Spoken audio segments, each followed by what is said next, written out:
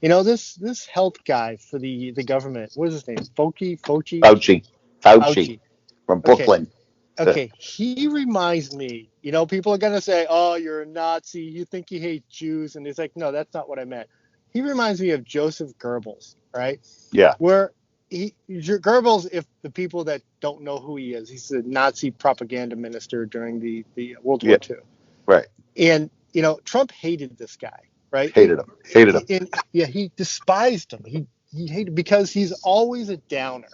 And it's not a downer like you got to be careful. It's a downer like, okay, just in case, you never know, the possibility of 1 in a billion, but here's what you should do to prevent that 1 in a billion type of thing. And that's why I think he didn't like him. It's like, dudes, no one's going to get that.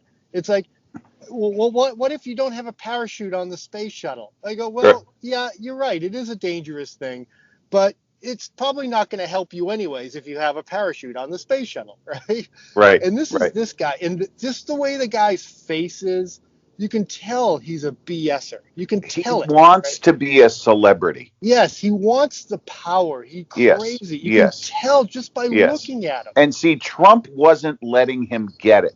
Yeah, he wanted to be regarded as the most respected medical professional in the United States. Yeah. And Trump was like, I don't think he knows what he's talking about. Yeah, I know. Fauci hated that. Oh, yeah, he despised that. He's a bureaucrat. This guy's not a doctor. He's a bureaucrat. That's all he is. Yeah. Oh, God. And now the guy's all over the news and he's loving it. It's like, I've got the power now. Biden just is like, because Biden's a dimwit and he's got dementia.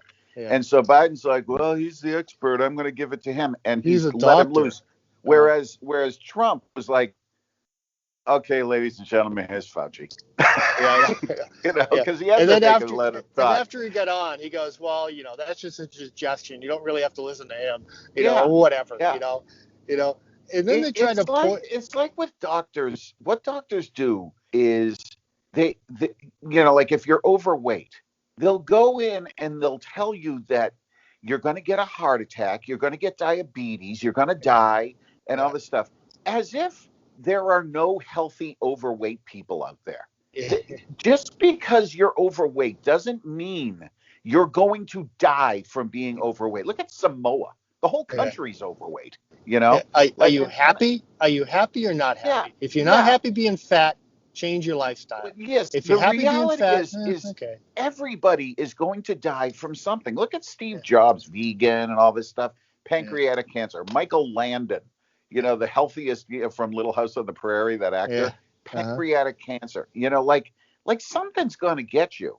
But what doctors do is they, and anybody can attest to this, or anybody that's ever looked up anything on WebMD or something is like, oh man, I got a stomach ache right now. Go on WebMD. It could be pancreatic, stomach cancer. Yeah. Well, yeah, it could be that, or I just ate 4 slices of pizza and drank a beer with it. And that's what Fauci is. He's just a busybody. He's like mom. Don't eat so much sugar, you're gonna get sick. Well. Okay, except mom with the power to throw you in jail. Yes, how about that? That is a huge thing. That is the huge thing. When we took our plane trip to Pennsylvania, they modified the the put the seatbelt on thing, and they go, it's a federal crime by order of the the health department. What's the health department's name? I can't remember. Yeah. You know who I mean. Yeah. But it's a federal. What do you mean? They can make laws now? What the hell? Yeah. Where do they? But they do have this authority, and I saw a video recently of on Tucker Carlson, and he had this woman on that I can't stand. Her name is Naomi Wolf, and the only reason I'm thinking about her right now is I happened to come across a tweet of hers, and her tweet said that she was, I live in a small town. She was in my town and went to a restaurant that I regularly go to. This woman Naomi used to work for Al Gore, and she had some fame under the Al Gore, time that he was vice president, whatever. And I'm like, Naomi Wolf was here in my town, and she went to a restaurant, and she was like, when she went in, she had to scan some Q code because they're doing a tracking of who comes and goes to this restaurant for the COVID thing, and she said, "I'm not scanning any QR code. You're not tracking me. I'm going to sit down and eat my food." And, and so she came to my thing. Well, she was on recently on Tucker Carlson, and she was talking, and she's absolutely right. The truth is, you, I, and every sane individual is absolutely right. Is where do these governors, mayors, presidents, congressmen, where did they get off doing the things they're doing? Yeah. And she made a great point. She goes, this country has been through smallpox, tuberculosis, Spanish flu, typhoid, polio, all of Polio, these. that's a big one, yeah. And nowhere does it ever say anywhere in the Constitution that here are the rights guaranteed by the Constitution unless there's a pandemic. It doesn't say that anywhere. Yeah. These people, governors, mayors, whatever, are way overstepping their bounds when they say that I can't go to church because my constitutional right is that I can go to church. Yeah. Not on a rainy day, not on a snowy day or a sunny day. You can go to church anytime you want to. You want, and that's guaranteed bias. But what they've done is all of these governors, mayors, and now the president, Trump did it too, but didn't abuse it the way Biden is doing it. They've adopted these emergency powers, and with these emergency powers, it's as if the Constitution has been suspended. Yeah, it's martial law. It's martial law. Yes, it is. And the fact more people aren't outraged by this is ridiculous. There are 80 million people that are outraged by it. You just don't hear about it. That's true. Because they're silencing them. Or if you do speak up, I got a buddy at work. He's the very liberal guy, right? He's afraid to talk by Gmail because he thinks they're gonna spot him and they're gonna kick him off. Yeah. And this is a guy that he's a very liberal guy, and he's literally afraid to talk via Gmail. He's like, well, they could kick me off. They could look at my stuff. I go, well, shouldn't you be pissed? About that? Well, or get off. The other thing too, I know it sounds nitpicky here, but I'm starting to not use the term liberal anymore because even though the traditional liberals that you and I know, I disagree with a ton of their views on things. Yeah. They at least still believe in the Constitution. Like back, I think it was the 70s or 80s, the ACLU, an organization that just annoys me, okay? But the ACLU back in the 70s or 80s, I can't remember when it was, did fought to allow the American Nazi Party to have a demonstration in Skokie, Illinois. And even though the ACLU hates the American Nazi Party and what it stands for, the ACLU fought on behalf of the American Nazi Party to get them the permit that they asked for to demonstrate, because it's their right to under the Constitution. The old liberals still believed in free speech, like Berkeley and this thing, the cradle of free speech, how they claimed that back in the 60s. Yeah. Those liberals are not being represented by these people. What's taken over, like AOC and Kamala Harris and all these people, these are leftists. These are Marxists. And they're the ones that want this authority. And so if you're a liberal, you have a lot more in common with conservatives right now. If you're an actual traditional liberal, you have more in common with conservatives right now than you do with AOC. AOC is not a liberal. She is a Marxist. And that's a huge difference. I know it sounds nitpicky, but I'm not even using the word liberal anymore. I'm calling them what they are. They're well, they don't say conservative anymore. They say white supremacist. Or if you're a conservative, you're an alt-right or a white supremacist. You're not a conservative. Conservatives really don't exist as far as the Marxist mind is concerned. Yeah. And they're really trying to clamp down on their speech. I mean, it's ridiculous. I mean, you got this bill going through the House or whatever that's calling on providers to look at, misinformation by other third party, other news people like Newsmax and Fox and everything like that.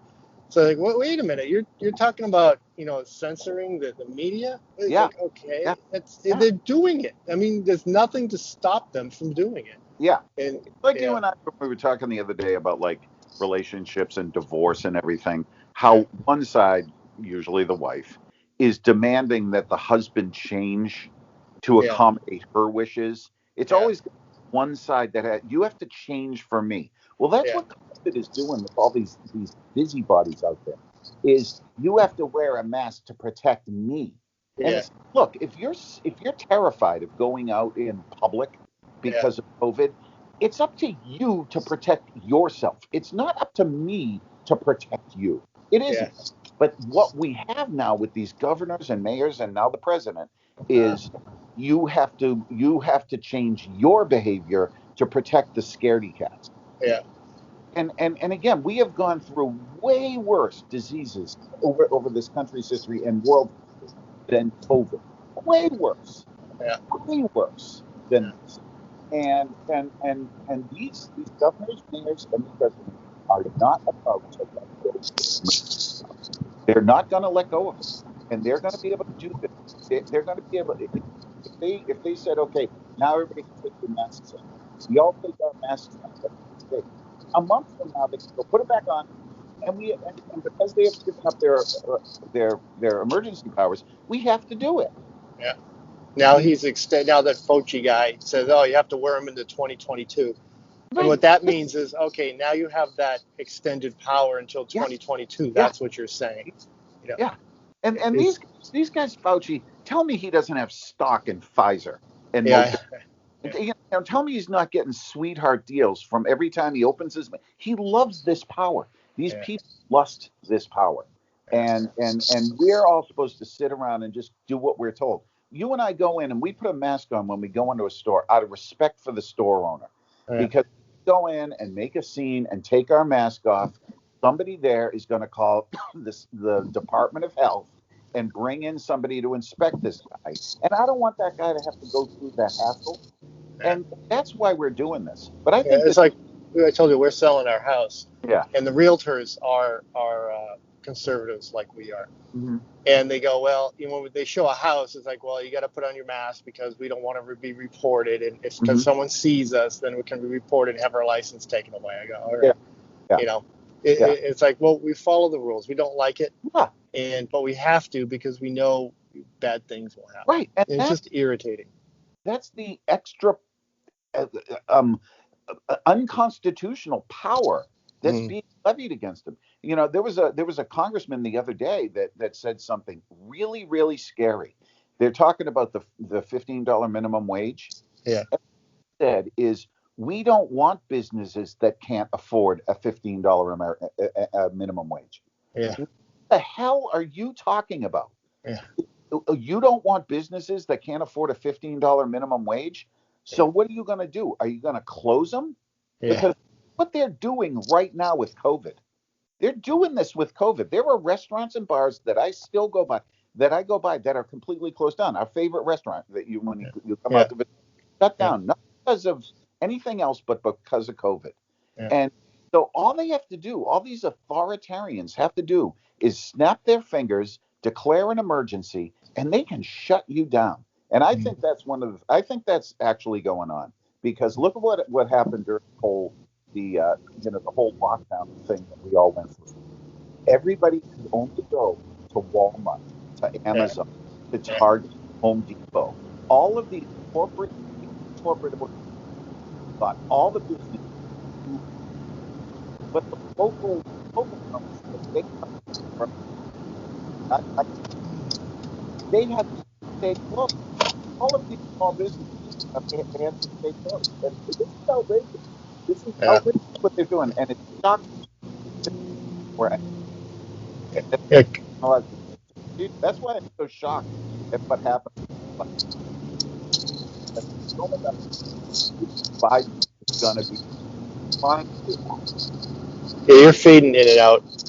I don't know what it is, but right around this area, I get for some reason you start fading in and out. It's so weird. Sound clear, but oh. Yeah, I know. But you were like da da da da da da. But that's because the small businesses don't know how to wade through all this paperwork. What's it called? The PPP loan or something like that? Yeah. Okay. If my dad, who owned a gas station, had to go, he can't hire a lawyer to go through this PPP paperwork stuff. No. But, Amazon, they already had their paperwork 3 months in advance ready to go. So Yeah. who's going to be the first in line to get this paperwork? Is it going to be the Baskin Robbins at the end of my street, or is it going to be Walmart or the ice cream store? Right. They can't do it, and they make it complicated on purpose. Like this rental agreement we had to sign to rent a house, right? Yeah. To live in. It's like 15 pages long. It's like, it's like, why can't it be, okay, I won't screw up your home. If I screw it up, I'm liable. Okay, let's shake our hand and go. Yeah. And I get it. There are people that really take advantage of this stuff. Yes, right? they're. But again, you can use AI to figure out who those people are. Yeah. You can tell by their record in their past who these troublemakers are. You can tell right by using AI. Right, but all the landlord again. This was all handled long before computers came around, and so if you were moving into a new place, the new landlord would just call your previous landlord or whatever, and say, "What's this guy like?" Yeah. Oh yeah, no, he pulled all the copper out of the place before he moved out. Oh, okay, well you're not moving in here. You're able to do this. You don't need sophisticated technology. No, then you can't do that, because then it's like, well, you're racist because I'm an Indian and I had to pull the copper out because it's my religious right to do so. Yeah. It's like, what? Oh yeah, that's absolutely right. I'm going to go to court and prove that. Well, I remember when I first learned the term back in college. I mean, what this country needs is what's called tort reform. And you shouldn't be able to friggin' file these malicious and lawsuits just to screw people over. It is not your religious right to pull copper out. It isn't. Yeah. But you can drag it out in the courts until the court throws the case out. But once you file, it takes months for this to happen. And so this is how people get over on this. They need to stop this right away. Yeah, it's like my wife's friends are renting their house to these Middle Eastern couple. They're an older couple, right? They haven't paid rent for 6 months. Yeah. Right. And these people, they're having a tough time. It's not some conglomerate or anything like that. It's just two people who rented their house. Yeah. And they're sitting there and they can't kick them out. They've tried. They cannot. And they haven't collected any money for 6 to 8 months. Yeah. And it hurts. It absolutely. And I had a writer that I was talking to the other day, and he was acting as the tenant's point of view, and he was like, yeah, these landlords, they keep wanting us to pay our rent and we can't pay our rent. And I say to him, not in a confrontational way, but I'm like, yeah, but don't you understand that the landlord is paying a mortgage on this? Yeah, and taxes, the taxes aren't going away. Yeah, where do you think he's getting this money?